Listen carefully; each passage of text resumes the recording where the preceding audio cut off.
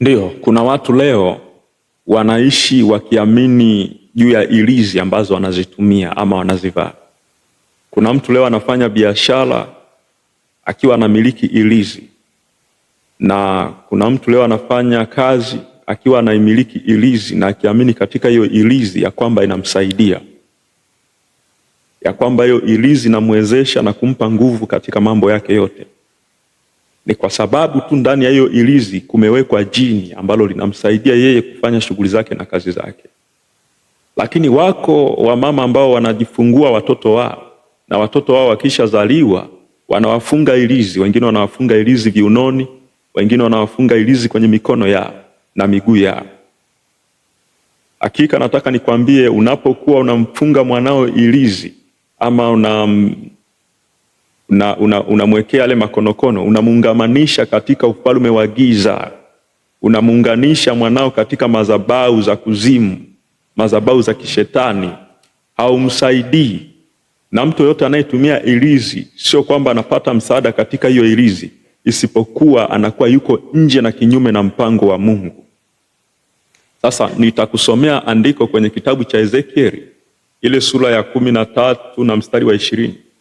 Neno la Mungu linasema hivi, Ezekieli: basi Bwana Mungu asema hivi, tazama mimi ni kinyume cha ilizi zenu, ambazo kwa hizo mnaziwinda roho za watu kama ndege, nami nitazitoa katika mikono yenu kwa nguvu, nami nitaziachilia roho zile mnazoziwinda kama ndege. Mungu anasema yeye yupo kinyume na ilizi. Kwa hiyo wewe unayetumia ilizi kwenye shughuli zako, kwenye mipango yako, hiyo ilizi ambayo unaitumia haikusaidii kitu chochote zaidi ya kukuingiza kwenye matatizo na kukosanisha na Bwana Mungu wako aliyekuumba kwa uzuri na kwa mfano wa sura yake. Na kuna watu wamefungwa maisha yao, wamewekwa kwenye ilizi na hawajui kama wamefungwa na kuwekwa kwenye ilizi, wanaishi tu. Lakini Bwana anasema ataziondoa hizo ilizi na kuzifungua nafsi za watu zilizofungwa, hizo roho zilizofungwa kwenye hizo ilizi. Leo wako wachawi wanamiliki ilizi, wako waganga wanamiliki ilizi, lakini ndani ya hizo ilizi zao wameweka roho za watu, nafsi za watu, wameweka maisha ya watu. Wako ndugu leo wanatembea na ilizi, lakini ndani ya hizo ilizi wamehifadhi nyota za watu ili ziwasaidie kufanya mambo yao.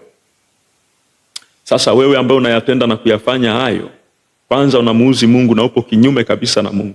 Ni heri hiyo ilizi yako ukaenda ukaichoma moto, ukaitupilia mbali na ukamrudia Bwana, kwa sababu Maandiko yanasema kuishi kwake mwanadamu aliyezaliwa na mwanamke, maisha yake ni mafupi.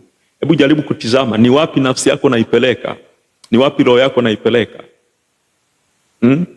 Na mwingine anatumia ilizi leo, inamtesa, inampa mateso, inampa shida. Kasha jaribu kuachana nayo, lakini akirudi anaikuta iko nyumbani. Kajaribu kuitupa, anaishi nyumbani mwake mumejaa mauzauza, kwa sababu alikwenda kutafuta ilizi ili atajirike, alikwenda kutafuta ilizi ili awe na afya nzuri apone, lakini anapata mateso.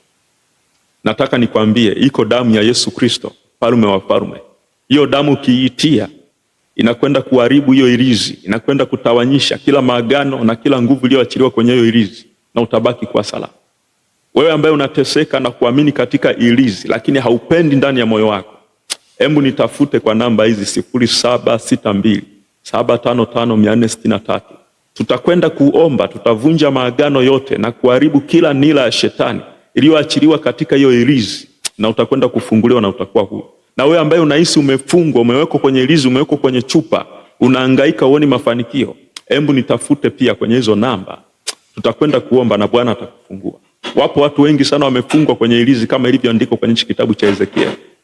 Lakini ole wao watumiao ilizi na kuamini na kusadiki katika hizo ilizi. Hukumu ya Bwana iko juu yao. Barikiwe sana.